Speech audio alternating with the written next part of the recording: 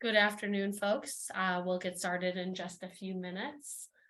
We are hopefully, let me make this, I need to always remember to press the go live button on Facebook.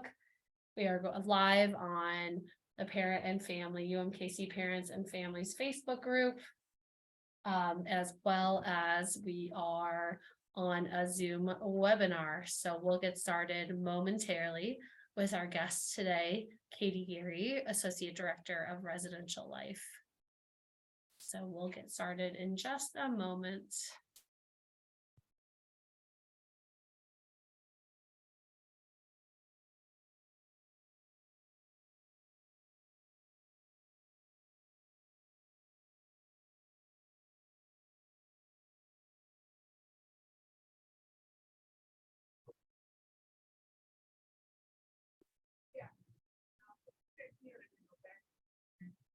Fantastic. For those of us who are just joining, we just got on a little early for our family talk featuring Residential Life and Katie Geary, our Associate Director of Residential Life.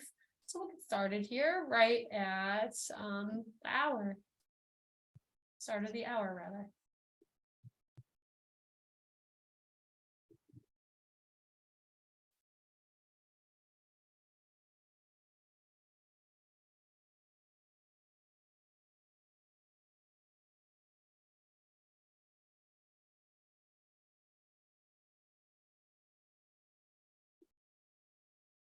Okay, we are going to get started. For those of you who do not know me, my name is Kim Kushner. I use she, her pronouns. I serve as our Assistant Director of New Student and Family Programs in our Office of Student Involvement, which is within our Division of Student Affairs. I am so excited today to begin our Family Talk 2023 sessions with talking to Katie Geary, our Associate Director of Residential Life.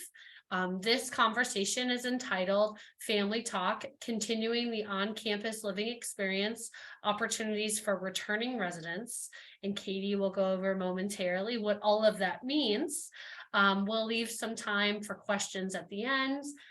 If there are any questions, if you're seeing this through our Facebook Live, feel free to include them and make a comment.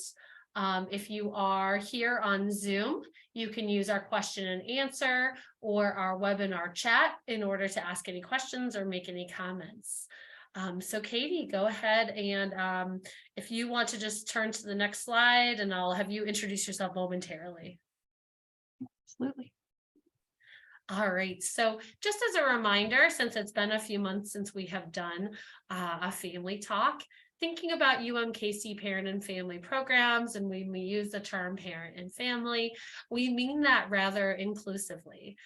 We mean parent and family to include and not be limited to biological parents, but also include step parents, extended family members, adoptive parents, foster parents, legal guardians, or really anyone who serves as a primary or caring supporter of a UMKC student. This is one of my favorite photos from a family weekend a few years ago, where this student just brought the whole support system from toddler baby to grandma, grandpa, etc. And really, again, we see UMKC supporters, family members, parents as essential components to your students' safety, health, well-being, and student success. And we celebrate you being involved in a way that matters and makes sense to you.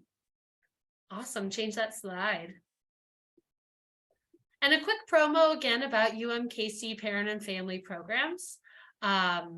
We are excited in terms of just having this program again, and now it's going into its 4th or 5th year. Goodness, it's been here for a little while now. But we see appropriate involvement and connection to UMKC as a RU supporter as really important to your students' success. So we have newsletters, resources, events, and more, and you can see that website right there. Great. For those of you who may just be joining us, welcome. We see that there's a few attendees, etc.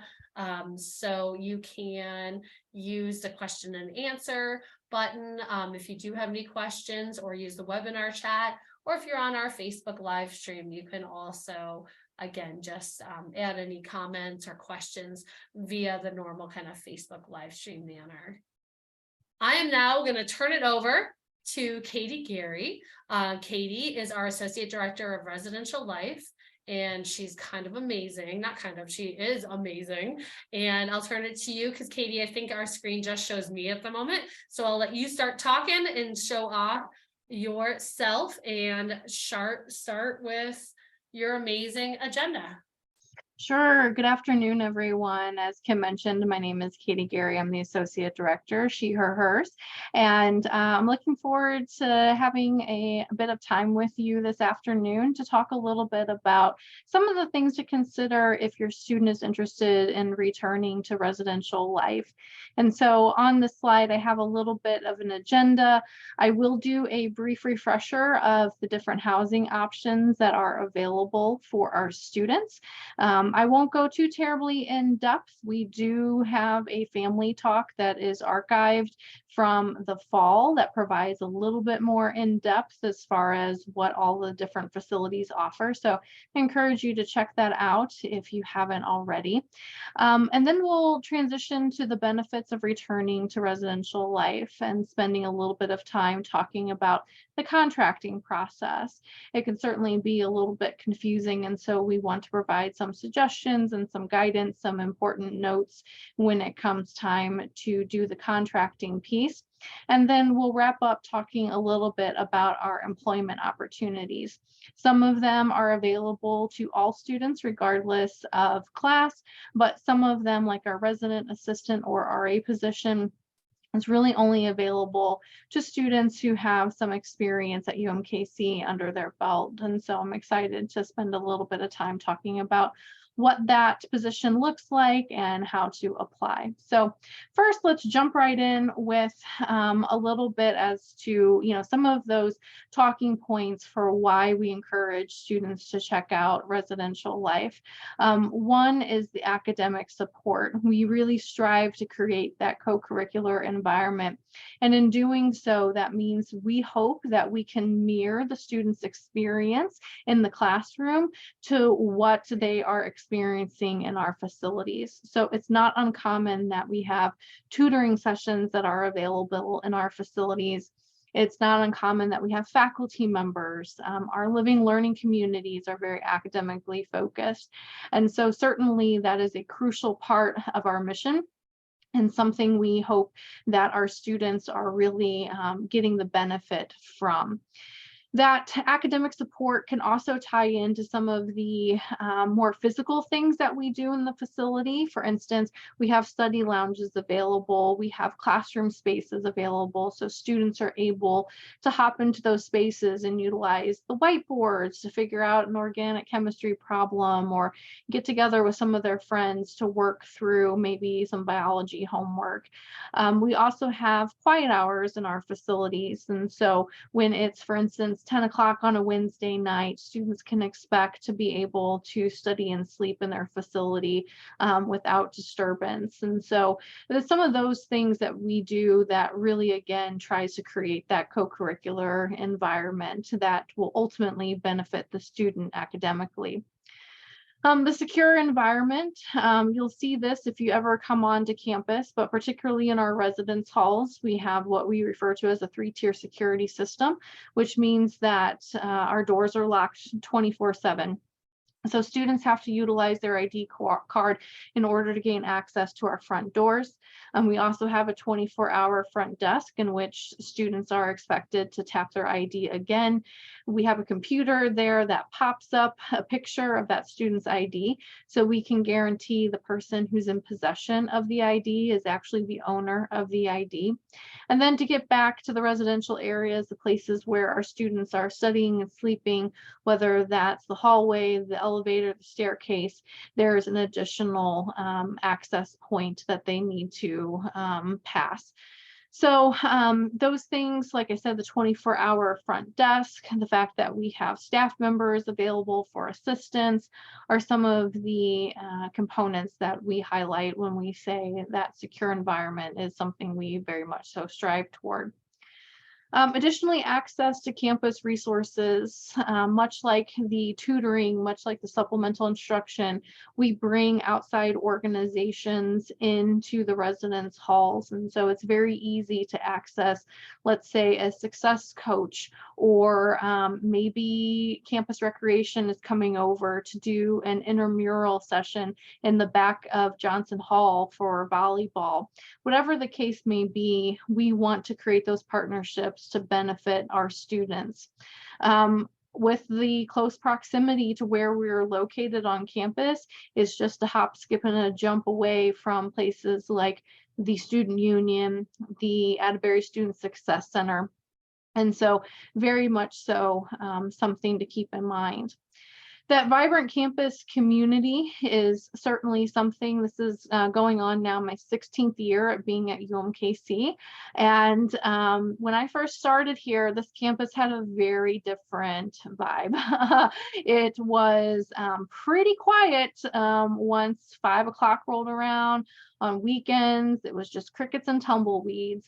And even though we experienced maybe a little bit of a backslide during COVID times, certainly this campus is rebounding. We have so many things going on, particularly through the Office of Student Involvement, whether it's the Union Programming Board, there's always something. RU Groups is an amazing tool for students to utilize in order to see what exactly is going on campus and how can I participate. So it's our goal too to ensure that students feel comfortable getting off campus as well. We never want someone to feel as if they are stuck here on campus if they are part of residential life.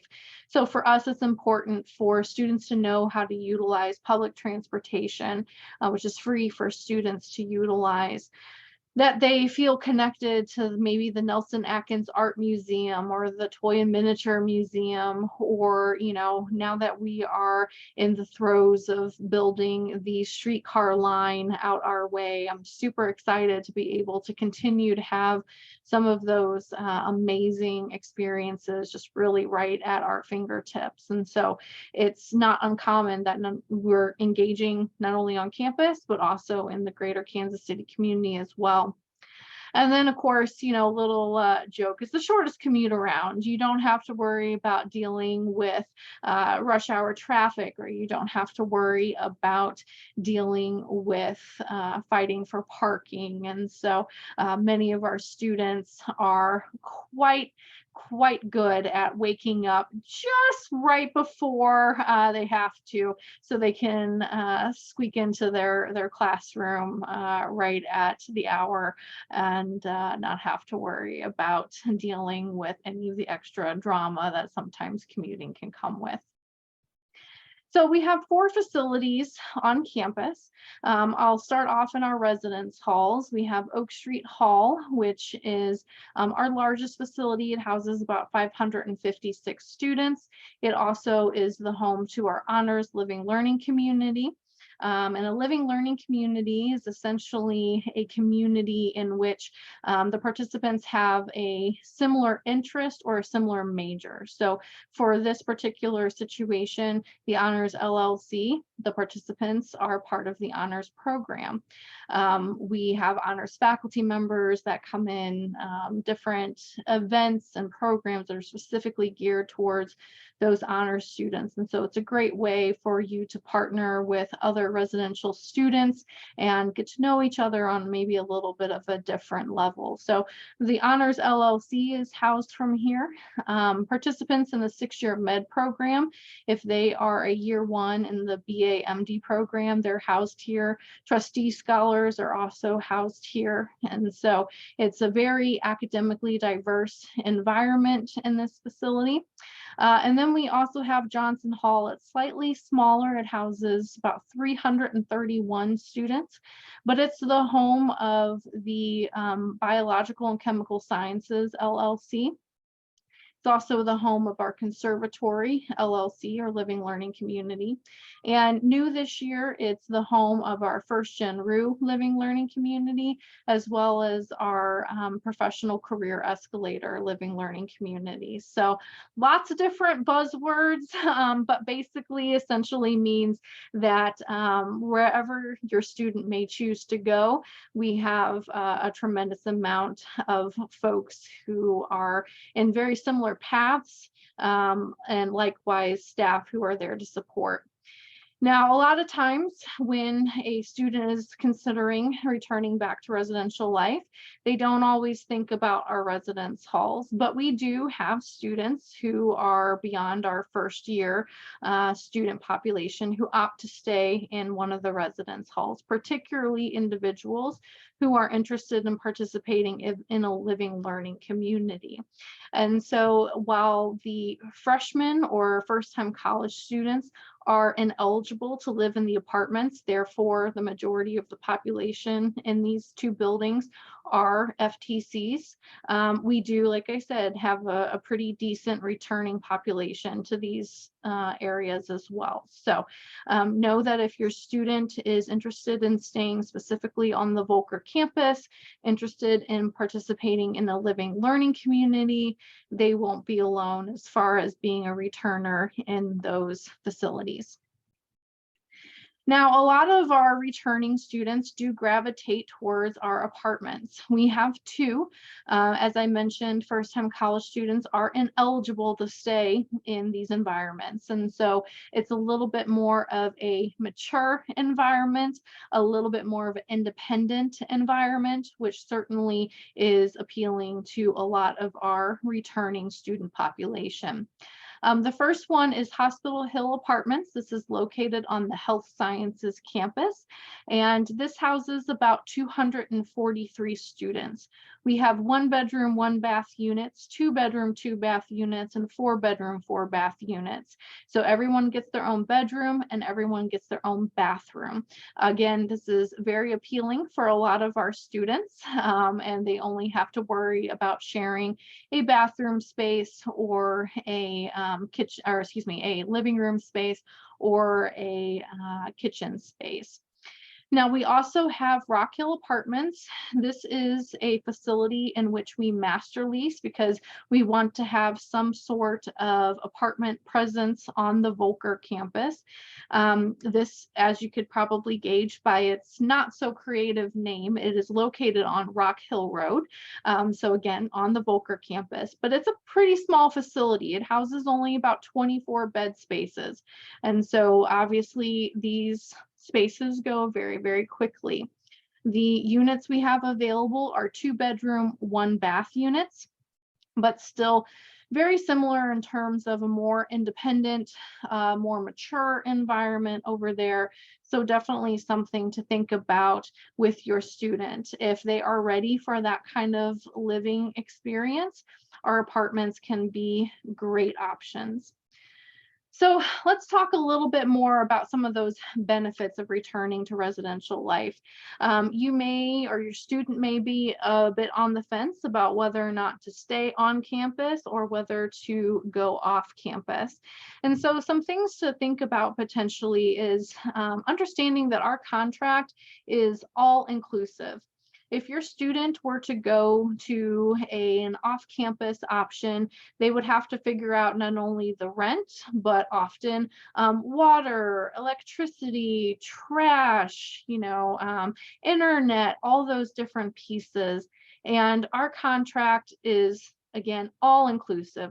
So you don't have to worry about piecemealing out all those different things. It is a comprehensive charge, and it doesn't matter if you take 20-minute hot showers every day. We got you covered. So there's also a washer and dryer unit in each apartment. So we're talking about the apartment specifically in that regard. In our residence halls, we do have laundry facilities that the students can access in the facility. But with our apartments, whether it's Hospital Hill or whether it is Rock Hill, we do have a washer dryer unit available. It's a stackable washer dryer unit in the Hospital Hill apartments, and then a 2-in-1 washer dryer combo at Rock Hill. So it's very handy to have that just right at your fingertips. You don't need to worry about taking anything down to the laundromat or really have to share that beyond your apartment mates. Additionally, when you're thinking about the apartments, there are no meal plans required in the apartments. So students who maybe are still trying to figure out whether or not a meal plan works for them, they do have the option of signing up for a meal plan, and they can be either our residential meal plans, very similar to what our res hall students receive, or actually a commuter meal plan, which is far fewer meals, or they can eschew the meal plan altogether. There are kitchens available in our apartments, and so meal plans may not be needed, but obviously some students are still learning, still gaining some confidence in the kitchen, and so meal plan can be an option for them, but not required. And then no worries about subleasing. If your student is looking to get an apartment off campus somewhere with another individual, now is the time where students are looking at, studying abroad or having internship opportunities that may take them out of the Kansas City area. And so if your student opts to get an apartment with another individual or two individuals, and that other individual leaves for whatever reason, they're going to have to worry about subleasing. And with residential life, even if you are in a 4-bedroom apartment at Hospital Hill and one of those individuals leaves, you are still only responsible for your portion of the contract. You don't have to ever worry about subleasing or finding ways to get additional funding until that apartment is full once again. We also have parking that's available with the residence halls. We do have a parking garage that's right in the middle of our two facilities, but specifically talking about the apartments. We have up at Hospital Hill, we have a garage that's actually attached to the facility. And then with Rock Hill, we have a parking option that's right behind those apartments. And the community leadership opportunities, you got to think about when your student is returning to on-campus housing, they definitely have had a variety of experience under their belt. They know what it's like to put in a work order. They know what an RA does. And so they have the opportunity, whether it be formally or informally, to have some really great leadership opportunities. Whether they're applying to be a staff member or whether they're just helping someone down the hallway navigate how to utilize their thermostat. It's a really great opportunity to have a little bit more of that leadership experience. There's contracting perks that definitely go along with returning students, which we'll hit upon here in a bit. And then, we still provide, whether they're in the residence halls or in the apartments, we certainly do still provide, staff who are really invested in your students' success. And so if your student, regardless if they are 18 or 28, we definitely have staff members who are around to help with anything that they may need assistance with. So before I jump into the contracting process, Kim, any questions that are popping up that I can help answer? No, not at this time. I'm just adding some links into the Facebook live stream as we're going along, and not seeing any questions right now in the Q&A or in our webinar chat, but folks, keep those going if you'd like. So thank you, Katie. This has all been really helpful information. I love too, there's just like close proximity and also like the subleasing piece. I hadn't thought about that. when talking about returning. And that can be really hard for folks if they're studying abroad or have friends who have opportunities. So thanks for sharing that. Sure thing. All right, so a little bit about the contracting process for returners. Some of this is definitely still applicable for even our new students, but as I mentioned, there are some contracting perks that go along with contracting as a returner. Our contract for the upcoming academic year opened on December 1st. And so it's been open for over a month at this point, and we're already getting a really decent amount of contracts in. So, we do assignments based on contract date.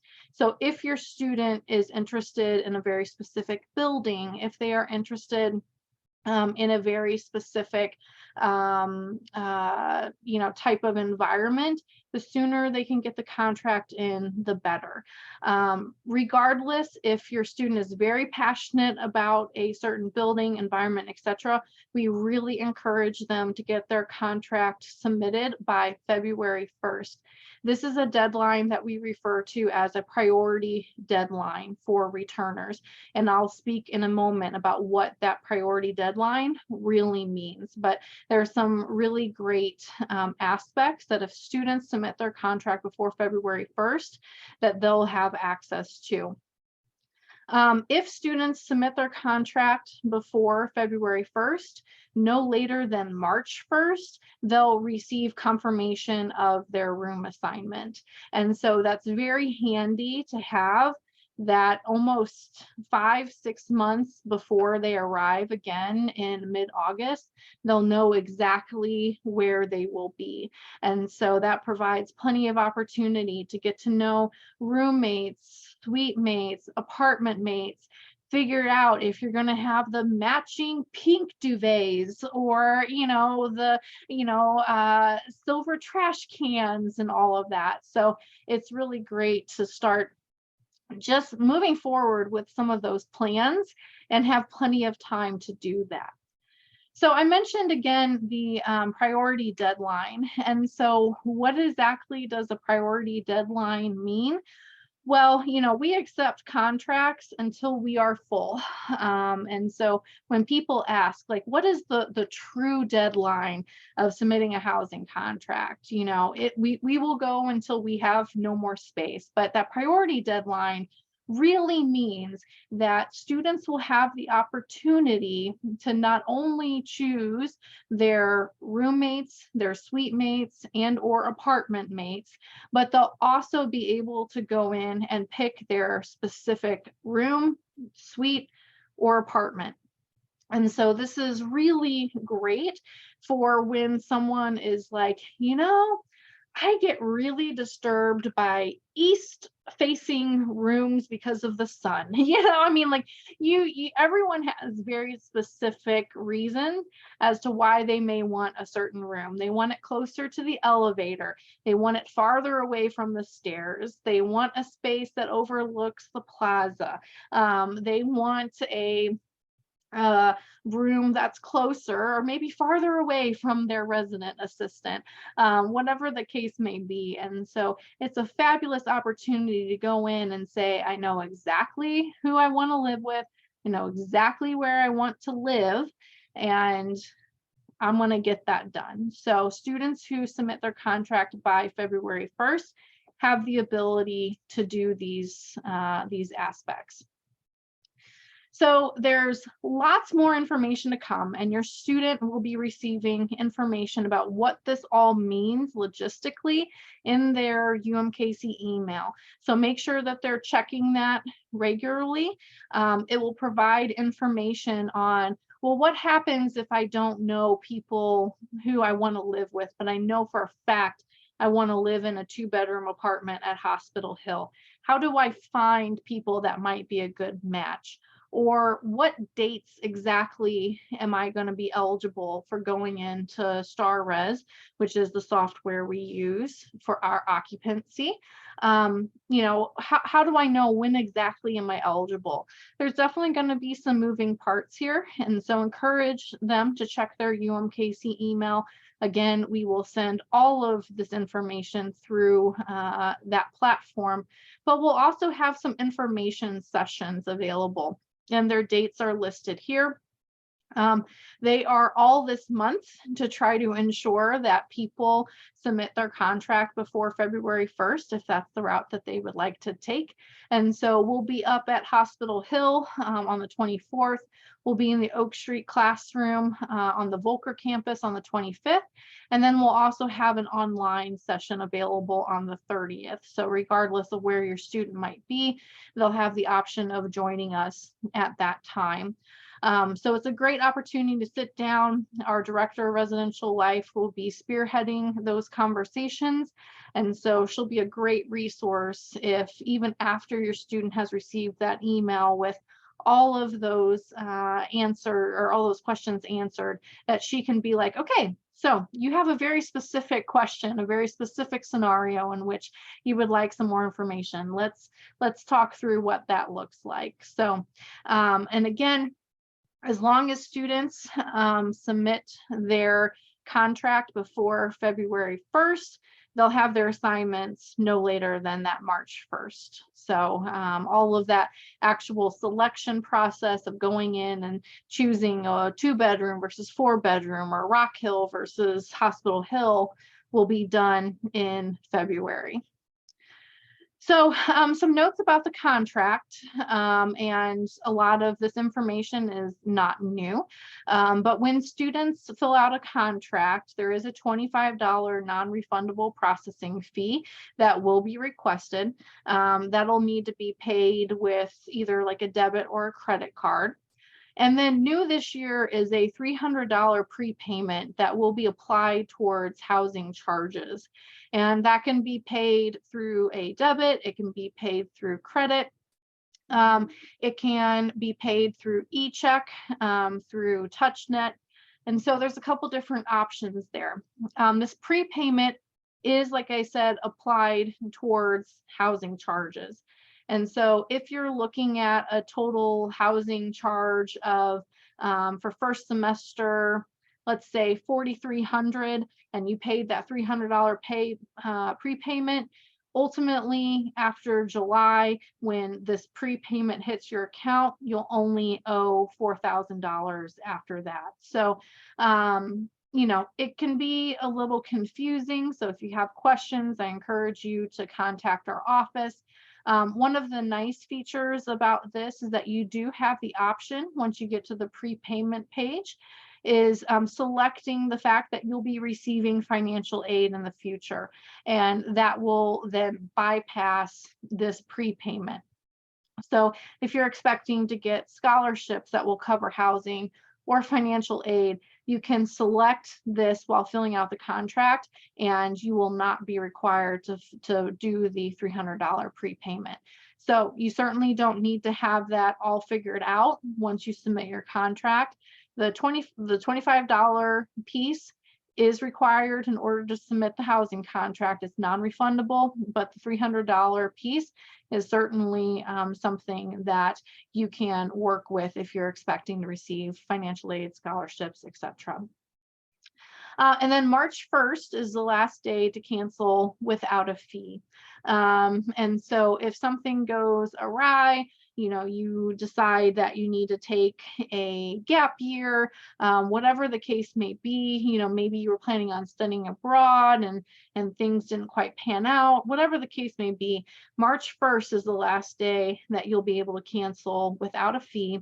And then as we get closer and closer to the summer, closer and closer to August, that fee gets a little bit more as we get closer to August. So all of that is listed on our website. There's a cancellation schedule that is included.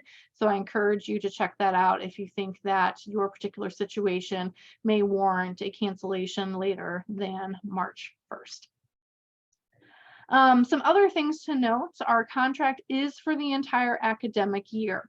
And so that includes August through May.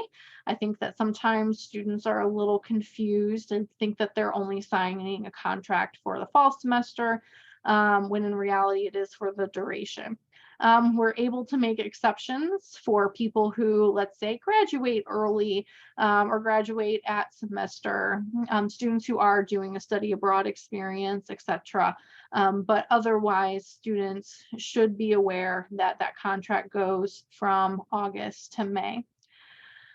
Meal plans may be required. That is based on location. So if they opt to return to a residence hall or join a residence hall, that they will be required to take a meal plan. However, as I've already mentioned, apartments do not require a meal plan, although they are an option. There's also an option to add GradGuard, which is our renter's insurance. We have a partnership with this company.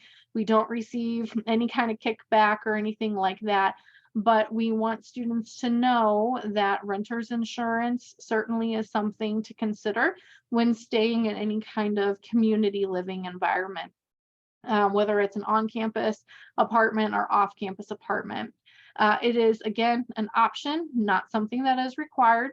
So students might be able to look at renter's insurance through a family member's homeowner insurance, or, get renter's insurance through another provider that may work better for them. So something to think about, again, not required, and is really just a partnership to get the word out about renter's insurance, not something that we benefit from.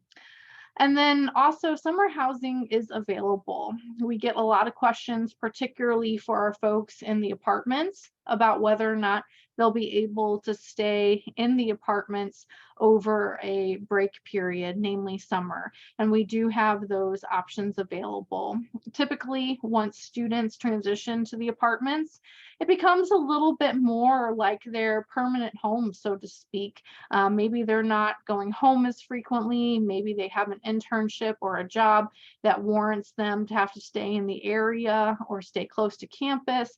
And so we do certainly have housing options available for those folks who may need to stay or want to stay during the summer.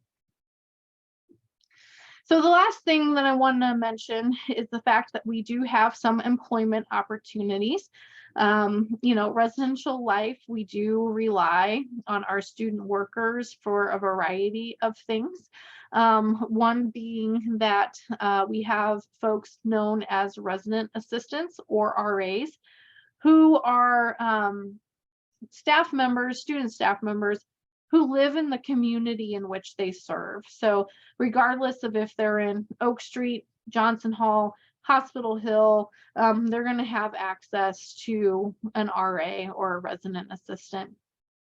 These folks go through a pretty rigorous selection process and training process in order to ensure that they're able to meet the needs of their community members.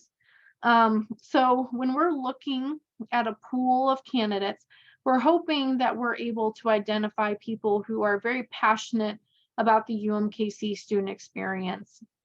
We want them to really help us honor that co-curricular environment, so be very academically focused. We have a very diverse student body, and so working with a variety of individuals with a variety of backgrounds is a must. And just be a very excited individual.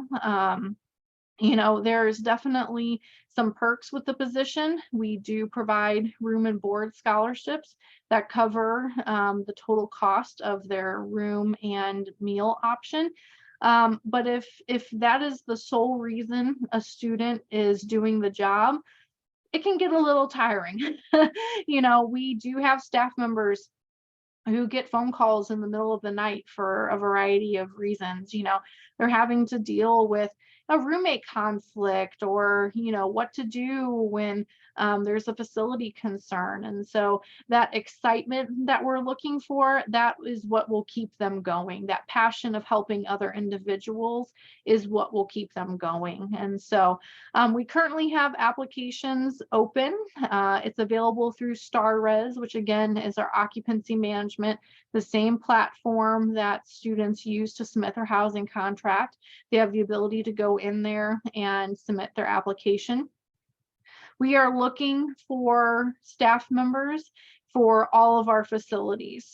So if your student is very passionate about helping people in the honors living learning community, that's great. We want to hear from them. If they're really excited about helping students in an apartment setting, great. We want to hear from them. And so definitely encourage your student to scope out that opportunity.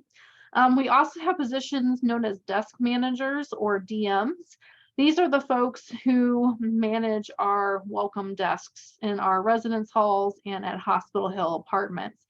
And they have a little bit of a different job expectation, but we are still looking for that excitement. We are still looking for that commitment to creating a co-curricular environment.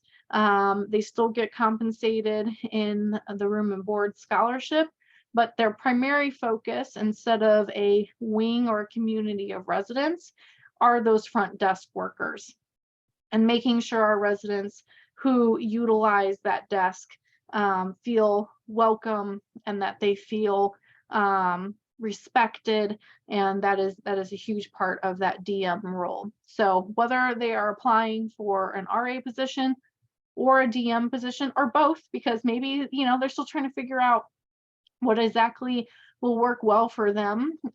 They can apply for multiple positions. Both of them do get compensated with that room and board scholarship. So it's a really great leadership opportunity, particularly for folks who are gearing more towards that mentorship relationship. They like to advocate for others. They're really motivated. They're great listeners. I think a lot of times, particularly when people envision that RA, they kind of gear towards a more stereotypical extroverted individual who is all about the woo and the pom-poms and the, hey, let's do this, we're going to have a blast. And again, while we appreciate that excitement, we need introverts just as much as we need the extroverts. We need the people who are great at talking with big groups, but also really great at dealing with one-on-one scenarios. And so it is okay if an applicant maybe doesn't have that confidence to speak in front of big groups right now. We'll provide them the training to get them more of that confidence. It is okay if they've not had any previous leadership opportunities. We will provide them the skills. Again, it's that excitement, it's the motivation to working and helping with other folks. So definitely keep that in mind as a really great opportunity. And maybe your student isn't ready yet for a position like that. We do have other opportunities available, namely our desk attendants. Our desk attendants are student workers who help, again, like I said, kind of have that very welcoming environment at the desk. They can do packages, they handle some of the safety and security pieces, they answer questions, and really should be kind of the frontline response to issues that may arise. And so when we have those positions available, they are posted through Handshake, which is the university platform for on-campus jobs. And we do have 24-hour front desks. And so if your student is very much so a night owl and would love to work a 9 p.m. to 3 a.m. shift, we have that available. If there's someone who really thrives in the afternoon and would rather have a noon to 6 p.m. shift, we'll have that available. So typically our openings exist more so at the beginning of each semester. And so if this is something that the student is interested in, have them check Handshake. It is not compensated with room and board packages, but rather it pays an hourly wage. And so it is something that's slightly different, but still can get their foot in the door for some really great work experience and leadership experience. So that's pretty much what I wanted to talk to you all today about. I'm sure that there are lots of questions. Few great resources is our website. We also have up on the screen now our email address and our telephone number. Feel free to give us a call. We'll be happy to walk you through the RA application process, the contracting process, a little bit more about our facilities, really anything that you have questions about. we'll be happy to assist. I will say that given the time of year right now, we have a lot of moving pieces. We have a lot of students who will be new to UMKC. We have a lot of students who are wanting to change meal plans, a lot of students who are, just trying to get enrolled. And so we're getting a lot of questions right now, particularly through our phone line. And we really only have one individual who is able to answer that line. And so our email, you're typically right now, we're getting a little bit faster response through our emails. And so particularly if it is something that is a little bit more time sensitive, you may have some more success sending us an email. But certainly whatever you feel comfortable with, either way, someone will get back to you. But we're happy to help. So Kim, that's what I have today. Any questions that have popped up that I can help answer? I'm just looking at our live stream. I've been putting on the live stream information. I linked to UMKC Handshake, and you can look for the residential life positions there, to an overall employment page on the residential life website. I think that I worked in housing prior, and think that resident assistant, desk assistant, manager, all those positions have extraordinary opportunities for building transferable skills. And those were positions that I know some of those staff just really enjoyed themselves. Were able to, as Katie said, not necessarily always be the rah-rah cheerleader, event planner, come in and just really have a desire to learn, help, and be a part of bettering our UMKC community. I think those are components of somebody who has that interest, and the training and the support and supervision and all of that is there for them to learn. They don't need to know how to do all the things, or emergency policy, or how to even create community.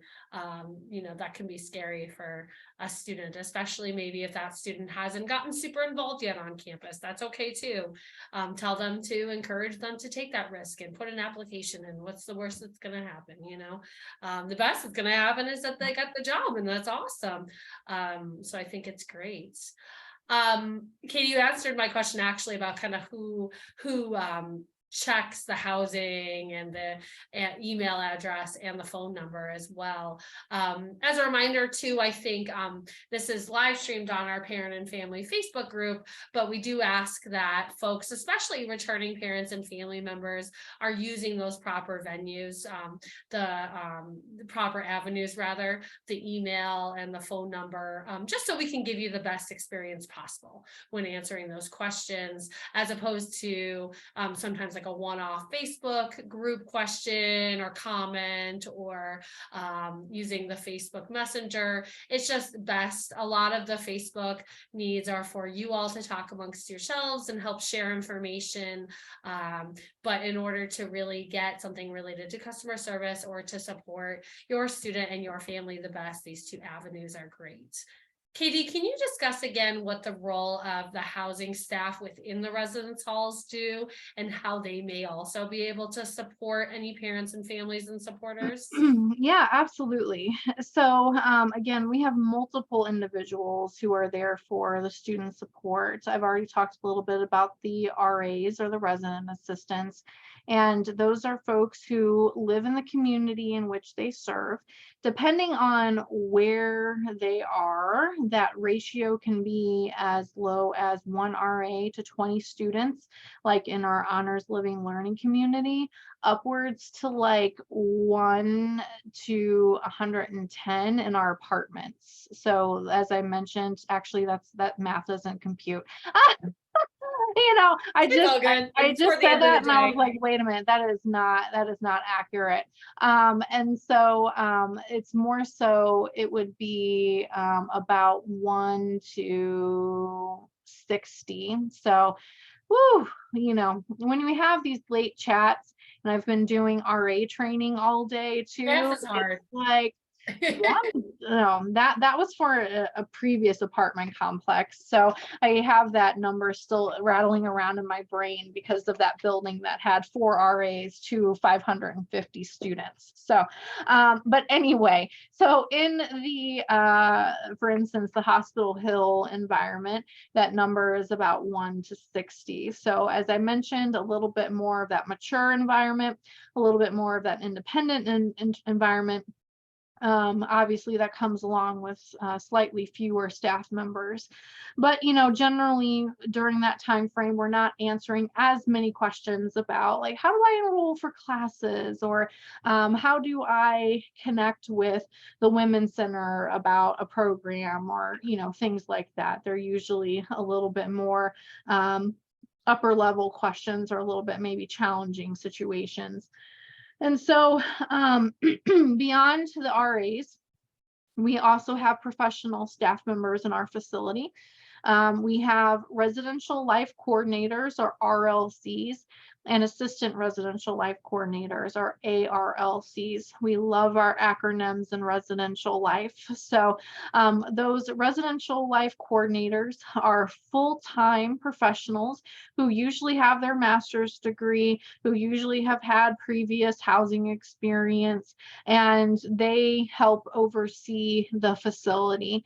And so they're the supervisor to the RAs. And so they have an office in the lobby of the building, but they also live in the facility as well.